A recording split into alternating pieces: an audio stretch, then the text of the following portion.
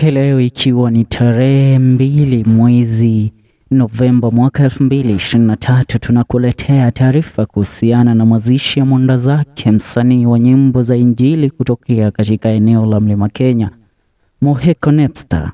Muhiko Nebster alipata kuiaga dunia karibia wiki 2 zilizopita, na kisa hiki kiliweza kuongelewa sana kwenye mtandao wa kijamii na watu wamekuwa kisubiria mazishi ya mwenda zake. Ila leo mazishi yalipata kusitishwa na yatapata kufanyika hapo kesho, na yatapata kufanyika katika kaunti ya Nyeri, eneo la Muhiko, ambapo ndipo amezaliwa na kulelewa Muhiko Nebster.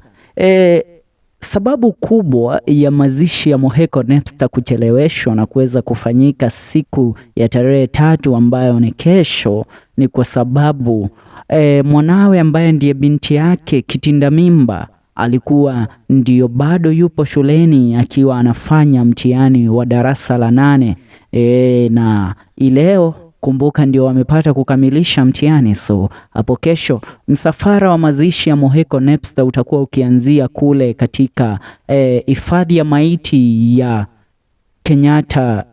Kenyatta University, katika chuo kikuu cha Kenyatta pale KU Mortuary Referral, KU Referral and Hospital, na utaanza pale na utakuwa ukielekea mpaka kaunti ya Nyeri. Kumbuka kaunti ya Nyeri inaongozwa na gavana Mathiko, na pia kwa mazishi yake Muhiko, wale ambao wanatarajiwa kuwa pale, kutakuwa na wasanii kibao, na pia gavana wa kaunti ya Nyeri Mathiko pia anatarajiwa kuwa pale. Atakuwa katika mazishi yale Muigai wa Njoroge, atakuwa pale Bishop JJ Gitahi, wasanii wengine ikiwemo wasanii wa nyimbo za injili wengi sana watakuwa wakihudhuria mazishi yale. Hivyo hii si hafla ya kukosa, wacha tumpe Muhiko Nebster send off ambayo anastahili, maana jinsi nilivyosikia historia yake ni mtu ambaye amepitia mengi na ameweza kujenga wasanii wengi mpaka kuondoka kwake. Ni hayo kwa sasa. Hii ni FM Show KE, msibanduke mpate kusubscribe,